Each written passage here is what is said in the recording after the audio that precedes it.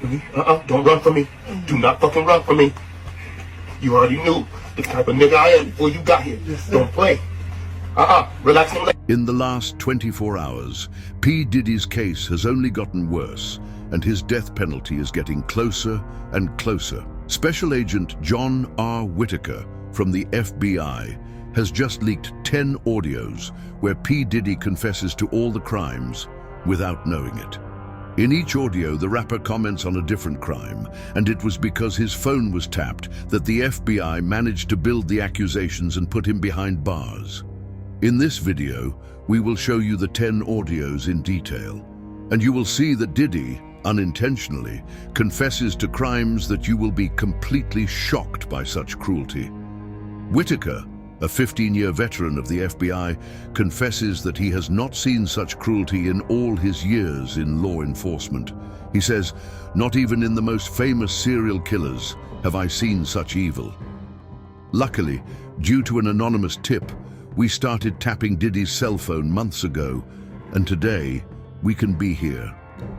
The first months of listening revealed just ordinary conversations. Business, parties, inflated egos.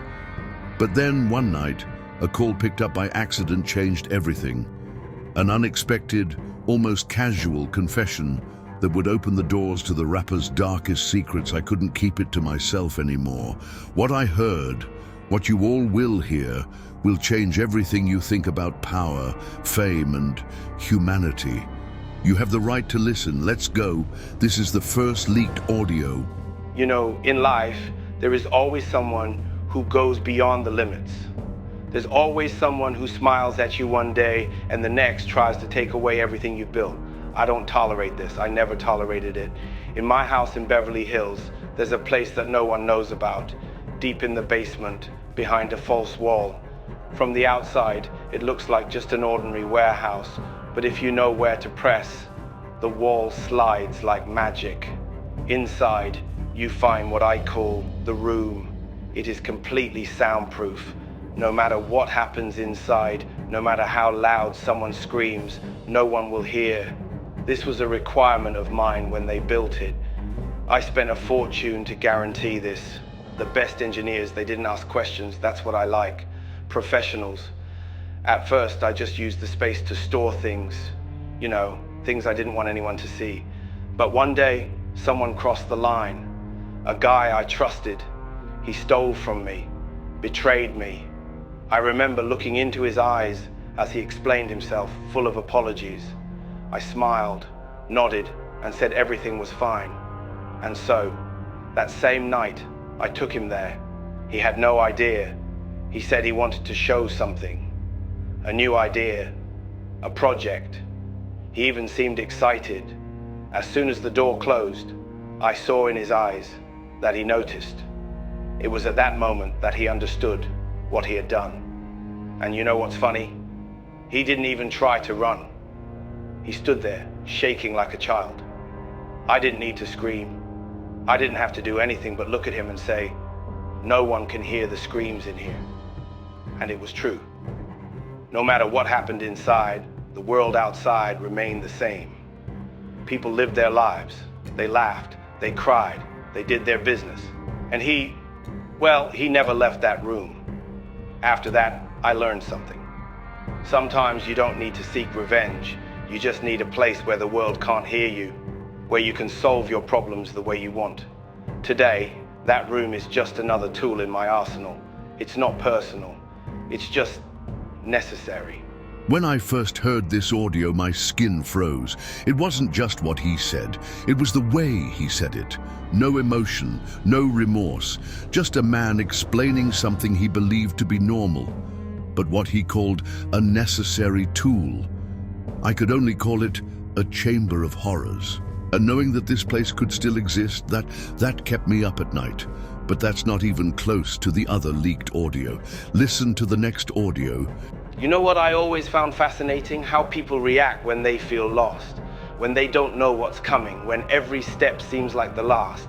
It's in these moments that you see their true selves. Not the masks, not what they show to others, but who they really are. That's why I created the maze. Not everyone understands the art of fear. But me, I understand. This place is in one of my old mansions in Florida, one that no one uses anymore.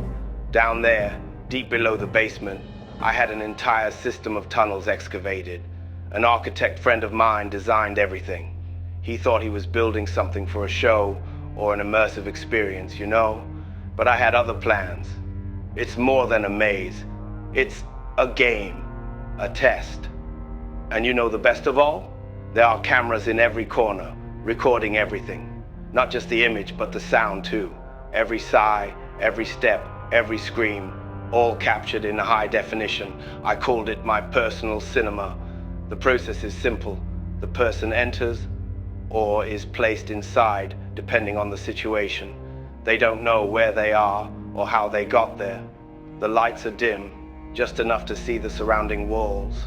Some doors lead to dead ends, others lead to traps. Most just take you deeper. The first thing they do, they scream for help. They always scream, and I just watch, sitting comfortably in my office with a glass of wine, watching everything happen on the screen. Desperation appears quickly. First they try to walk quickly, run, but after a while, after hours, they start to slow down. You can see the tiredness, the sweat, the panic. This is where things get interesting, when they realize there is no way out, that no matter where they go, the labyrinth only consumes them. Some start to pray, others start laughing as if they are losing their minds. And some do things I never imagined, things that even I wouldn't have the courage to do. And of course I left some false clues. A note on the wall saying the exit is near, or a distant sound, as if someone was coming to help them. It's amazing how false hope is crueler than pure despair. You might be thinking, why did I do that? It's not that complicated. The world is full of people who play games with you, people who think they can deceive you, manipulate you. So I gave them the end game, a game where they have to face the consequences of who they are, and in the end, no one really wins. The maze wasn't made for that. It was made to consume, to teach. And for me, well, it was just entertainment. I still have all the recordings saved. Maybe one day I'll watch it again. I thought I heard it all, but this was something beyond human understanding. He didn't just create a private hell. He watched it, fed on it, as if it were a spectacle. He was a monster who turned despair into entertainment. And the worst of all, he didn't even try to hide how much he enjoyed it. Shall we go to audio 3? Well, I promise you it gets worse. Dinners have always been my specialty. Not these public events full of cameras and fake applause. No, I'm talking about something more intimate, more guys. You know, people don't pay attention to what they eat. They place trust in the hands of the host. A waiter puts something on the table and they eat it without thinking twice. That's what I was inspired by. These dinners were only for the select, the privileged, people who thought they were untouchable. They always came thinking they were about to experience something exclusive, unique, and in a way, they were right. I hired chefs who didn't ask questions, the kind of person who works for art, not morals, and the ingredients, well, let's just say they weren't found in any market. Each dish had a piece of a puzzle that no one there knew they were putting together. One of my favorites was the redemption ravioli. Small, elegant, filled with something special, the heart of a child. But not just any child, I'll tell you that later. Then there was the bouquet of silence, a soup with a special broth. The secret, the broth was made using plants that grew in soil enriched with the ashes of someone everyone at the table knew. Nobody knew, of course, but I knew. And watching them savor each spoonful, laughing, toasting, celebrating, that was my true feast. Do you know what was most fascinating? How each dish seemed to affect them. I watched closely. Some laughed louder, as if they were trying to drown out something inside themselves. Others became more silent, as if an invisible weight was beginning to crush them. And then there were those who simply cried, tears flowing for no apparent reason. They never understood why. But the best of all was the dessert, the final connection. A small cake, delicately decorated, but with a very special ingredient. Small fragments of an object, something that had belonged to them or someone they had harmed in the past. A piece of a ring, a strand of hair, anything with a story. After dinner, reactions were mixed. Nightmares, existential crises. One or two even disappeared from society altogether. I never bothered to know why. It wasn't about them. It was about what I could do, about control. These dinners, they weren't just meals, they were rituals, a way to give them back the shadows they tried to hide. But me, I just watched with a glass of wine in my hand, toasting what they would never realize. This wasn't just a crime. It was refined perversity, masquerading as art. He manipulated people, made them accomplices without them knowing. And the worst of all, he had fun with it. Every word in the audio was a reminder that for him, control was more than power. It was a form of pleasure. Shall we go to the next confession? Do you know what happens when you turn off all the lights? When the world around you disappears and all that's left is the sound of your own breathing.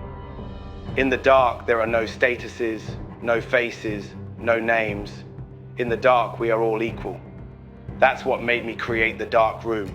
I wanted a place where I could be in absolute control, but without the distractions of the world. A space where the only thing that mattered was what I decided would happen. And the baby oil, well, the oil had its purpose. People don't understand the power of touch. When you turn off all the lights, touch becomes everything. Sliding, slipping, making it impossible to hold, running away, fighting. The oil was perfect for this. An invisible layer, but present everywhere. It left no fingerprints or traces that could be traced. A clean, smooth surface, as if nothing had ever happened there. I remember the first time I used it. Everything was ready. The room was so dark that even I couldn't see my own hand in front of my face. Just the sound, their heartbeats, and the smell. The smell of fear is unmistakable. I walked around, letting the silence speak louder than any words. In the dark, their minds did the work for me. Every step I took, they listened. Every movement, every breath, everything was amplified. And the oil? He guaranteed that even if they tried to fight, they wouldn't be able to. They slipped, fell, hit walls without knowing where they were. It was beautiful, actually. Pure chaos, absolute despair, all captured without a single light being turned on. And when it was all over, it was as if nothing had happened. No traces, no evidence. Just the silence of the dark room and the sweet smell of the oil that evaporated over time. Some say that in the dark you can get lost.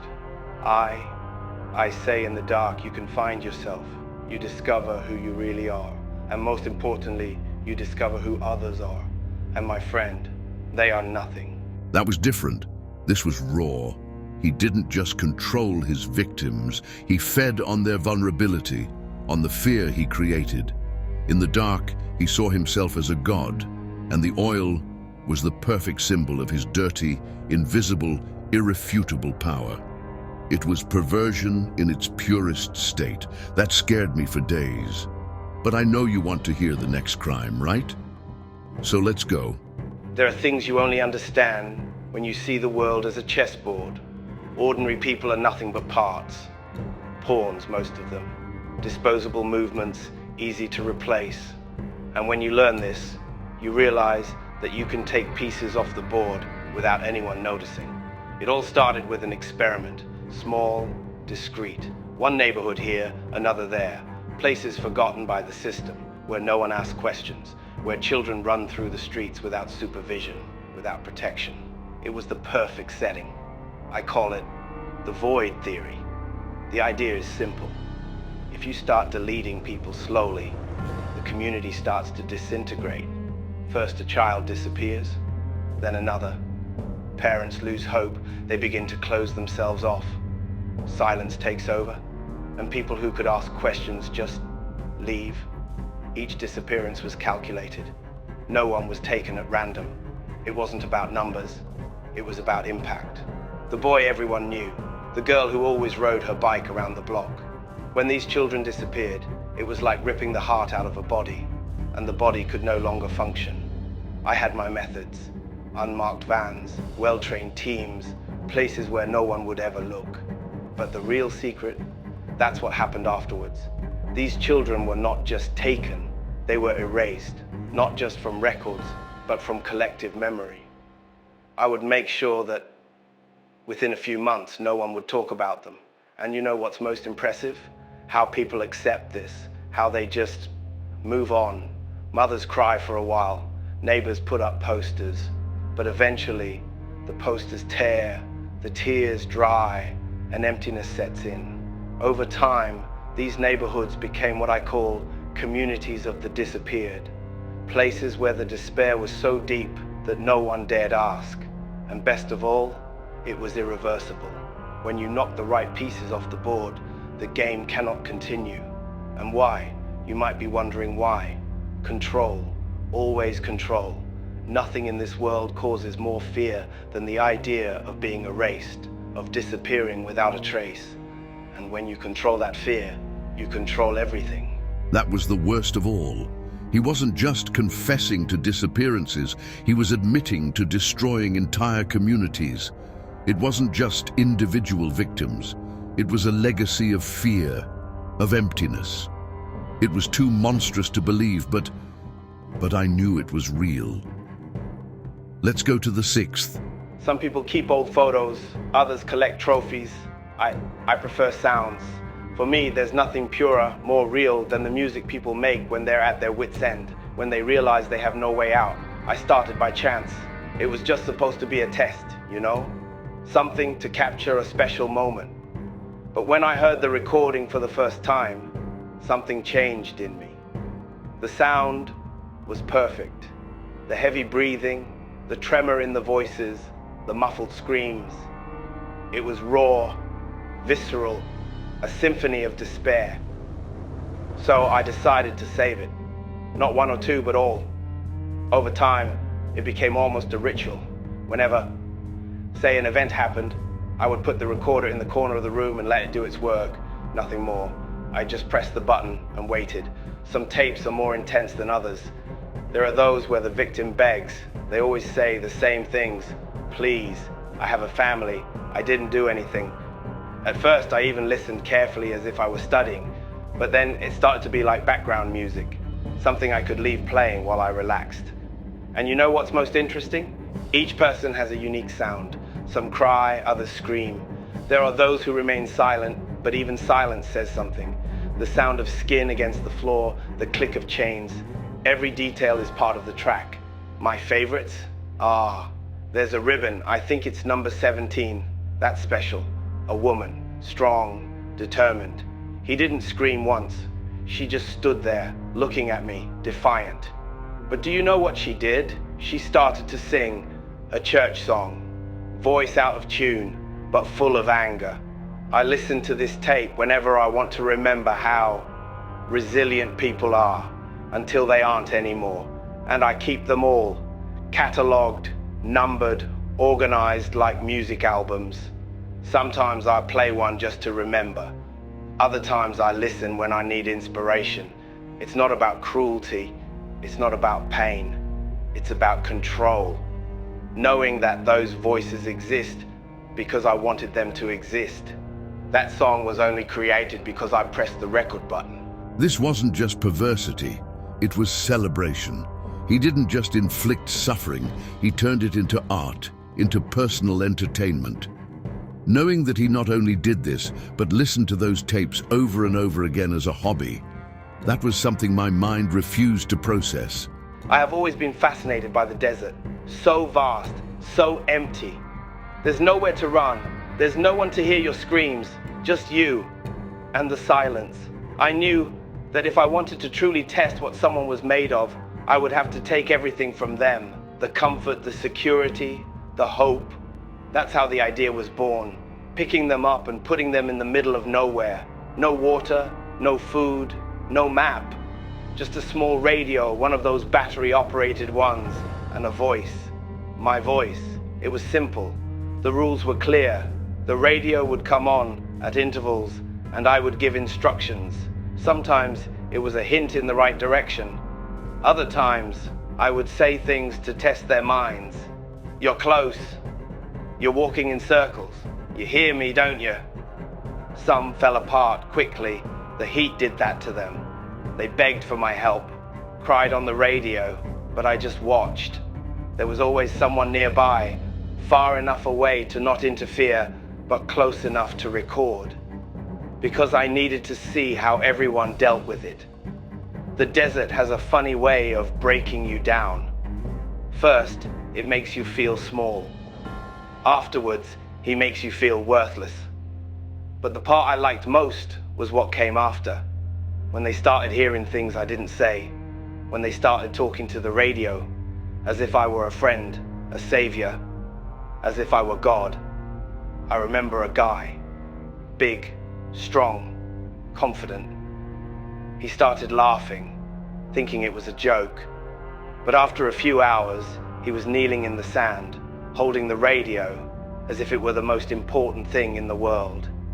He kept saying, "Please tell me where to go. Please just tell me."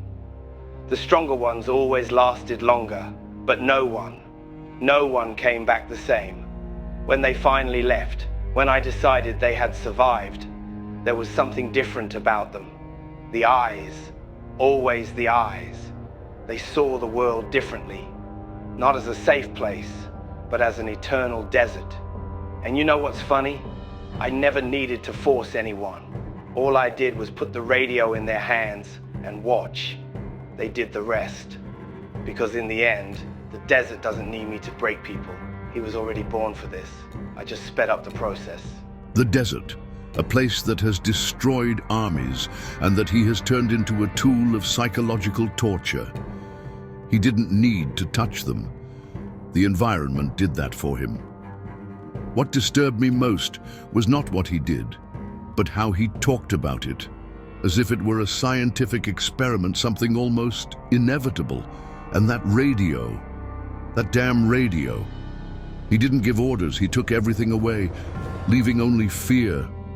Control has always been true power. Money, fame, this is temporary. But when you control someone, not just their body, but their mind, their will, then yes, you are untouchable. That's what led me to the Marionette Project. It wasn't just blackmail, that's basic. Anyone can find dirt and threaten to use it against someone. I wanted something bigger, something permanent. So, I started investing in technology. The science of breaking someone down and putting them back together exactly how you want. First, I chose the target. Not just anyone, of course. It had to be someone important, but vulnerable. A politician, an executive, an artist. Someone with secrets. Everyone does. It's just a matter of digging deep enough. And when I found the weak point, I started working.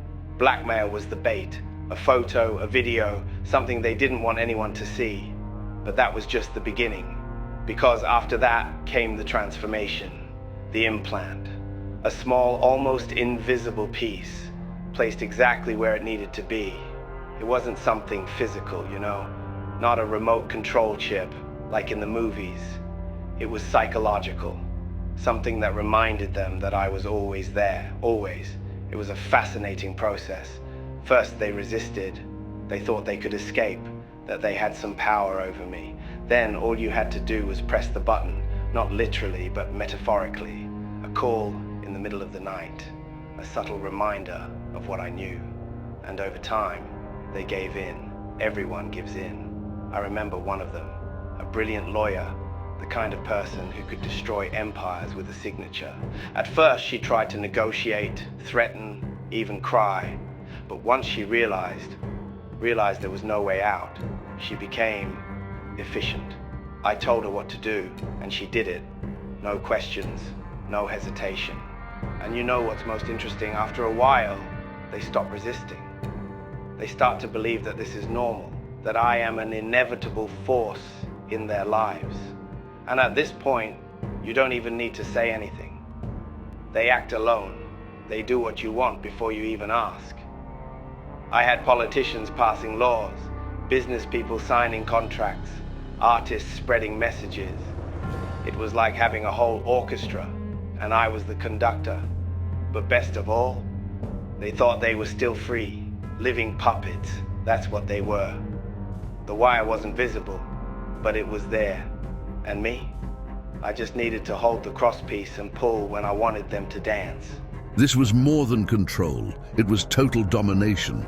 He didn't just destroy people. He recreated them in his image, turning them into living tools. Worst of all, they didn't even know they were lost. An invisible army, moved by the threads he pulled. How to fight this? How to expose an enemy that doesn't even seem to exist? There is a lake far from everything, a place that even maps forgot. I found it by chance, but since then, it has become part of me. It's deep, more than it seems, and dark, so dark that you can stare at the water for hours and never see the bottom. Perfect for storing things the world doesn't need to find. At first, it was just practical, a place where I could get away from trouble. But after a while, I started listening. Not while I was there, no. That's when I closed my eyes. In the silence, I could hear the sounds. Whispers, muffled screams, voices that didn't rest. People say water cleans everything. I say she keeps everything. Everything that was left there is still there, waiting, calling. Sometimes I think the lake likes that he wants more. And I only give him what he asks for. It wasn't just a hiding place. It was an altar. He spoke of that place as if it were alive, as if the lake were his accomplice. And those voices, maybe they weren't just the result of his fault. Maybe they were real. Shall we go to the last and most macabre audio? Shows what a manipulator P. Diddy is. Did you really think that was it? That these audios were a confession? A collection of stories for you to listen to in the comfort of your safe little world? No. These audios were made for one thing. For you. You think I didn't know my phone was tapped? Now that you've heard it, you're connected to it. You know too much. You've heard things you never should have heard. And do you know what happens to those who carry that kind of weight? They don't sleep. They don't live the same way anymore. They become part of the game. The difference between you and everyone else? It's just that now I know who you are. And most importantly, I know where you are. You should never have pressed play. It wasn't just paranoia. He knew. He always knew. These audios were not confessions. They were traps. And now, even after everything, I can't stop thinking, could I have been caught too? Where does this whole story end? This guy is one of the biggest manipulators, killers, and everything else in the world. Leave in the comments what you think of all this and subscribe to the channel to receive more videos like this.